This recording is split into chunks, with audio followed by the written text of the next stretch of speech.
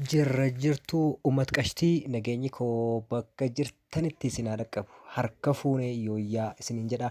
Assalaamu alaikum warahmatullahi wabarakaatuh. Akkuma baratamee akkuma beekamu chaanalli keenya viidiyoowwan gaggaarii babbareedoo barsiisoo miidhagoo fi bashannansiisoo ta'an isiniif maxxansuudhaan beekama chaanal keenya irratti jechaadha. Har'a namoota Wifi paaswordii akka itti jijjiiran na gaafattan akkasuma paaswordii Wifi keessanii erga jijjiirtanii namoonni haa gochuudhaan haala itti fayyadamanii akkamitti ofirraa cufuu dandeenya kan jedhu na gaafatanii jirtanii.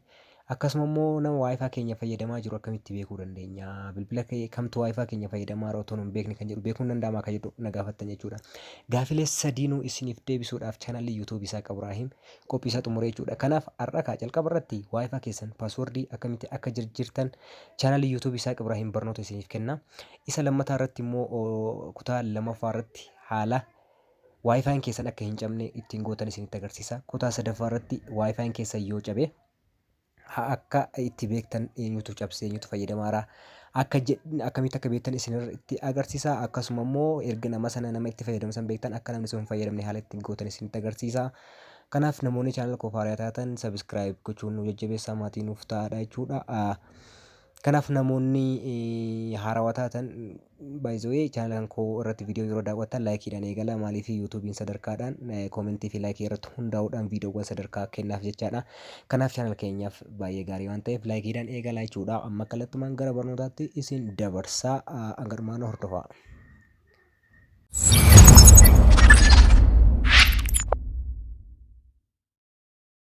Hordoftoota chaanala koo amma haala Wifi keessan paaswordii itti jijjiirtan yookiin akkasuma paaswordii malees maqaatti jijjiirtan isinitti agarsiisuudhaaf jechaadha. Jalqaba irratti wanni isin gootan Google keessanii seentan jechuudha. Bilbiluma keessaniin jechaadha. Google keessan ni bantanii. Egaa Google keessan bantanii iddoo sarchitti gootan kanatti jechaadha. Google as biratti sarchi gootanii 191 92 dhiifama tuqaa 168 tuqaa 1 haala kanaan barreessan jechaadha. San booda sarchitti gootan jechuudha. Sarchi yoo gootan directly haala kanaan as bira isin fida jechaadha. Rootarii kana bira isin fida jechaadha. Normally bakka kanatti waan lama kan guutamu username'n adminidha always. Defaultiidhaan jechuudha. Paaswordii illeen yeroo baay'ee adminii ta'a jechaadha. Kanaafuu as biratti admin jettanii katabdan jechuudha. Kunoo haala kanaan adminii itti guutan jechuudha paaswordii keessan. Achi booda loogiin ishee jettu tana kilik gootanii bantaniif jechaadha. Amma haala kanaan isinii fida jechuudha. Kanaaf amma maal gootanii iddoo setup jedhu kana ni tuqxan jechuudha. Iddoo setup kan jedhu kun isinii dhufa. Setup kana yeroo tokko kilik gootanii yoo bantan haala kanaan isinii fida. As biratti laanka jedhu jira kunoo bakka kanatti jechaadha.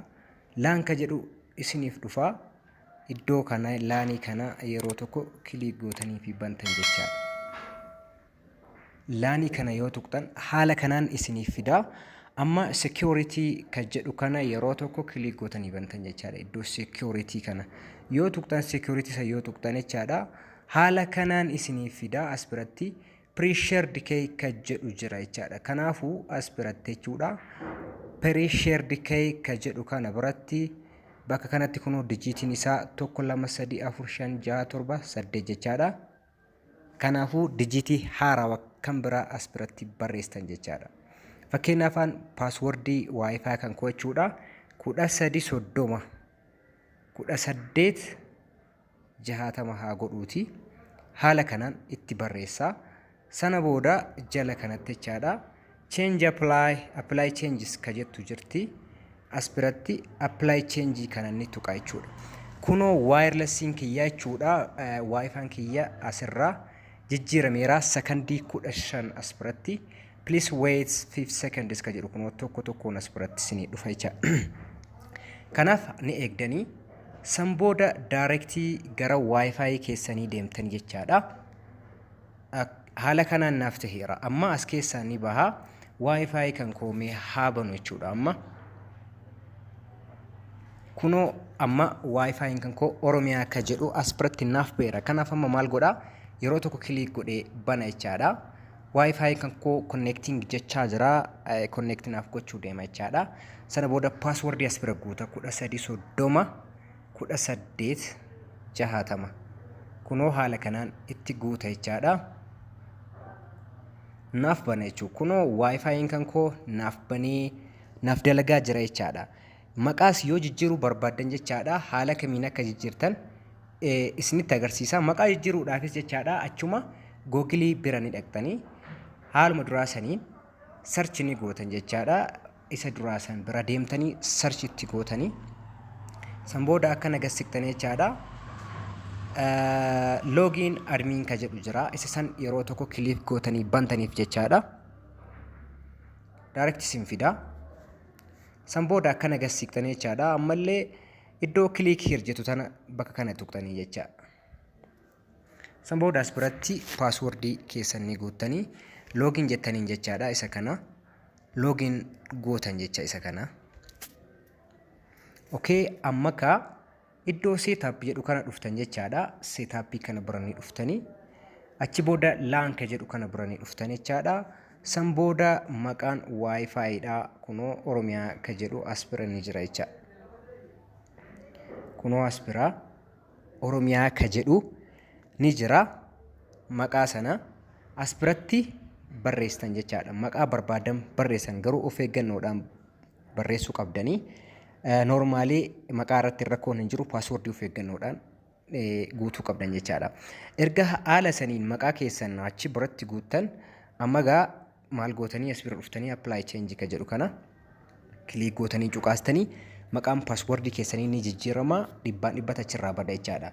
Kanaafuu isa san haala kanaan ni guuttanii garuu immoo Wifi keessan namni biraa akka hin agarre maqaa kana akka hin argine akkasuma immoo iconiin isaa gubbaa irratti mallattoon gubbaa Wifi kun jecha mallattoo Wifi kun as bira mul'atu kun jechaadha. Akka hin mul'anne yoo gochuu barbaaddan jechaadha. Iddoo status jedhu kana ni dhuftanii yeroo tokko san booda iddoo advanced jedhu kana ni dhuftan jechaadha. Achi booda jala kana gabbuutanii jechuudha. Port mapping yookiin azar ka jedhu kana yoo tuqxan jechuudha. Kalatti saniin isin fida anama waan hin barbaanneef dhisa jechuudha. Haala saniin jijjiirachuu dandeessan jechaadha.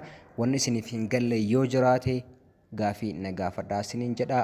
Barnoota kan koo kan har'aa akkanumaan hin goolama. Namoonni chaanala kan koo subscribe hin goone subscribe godhaadha. Video kan koo like, share, comment gochuun jajjabeessaa xumureera. Assalaamu alaikum warahmatullahi wabarakatuh.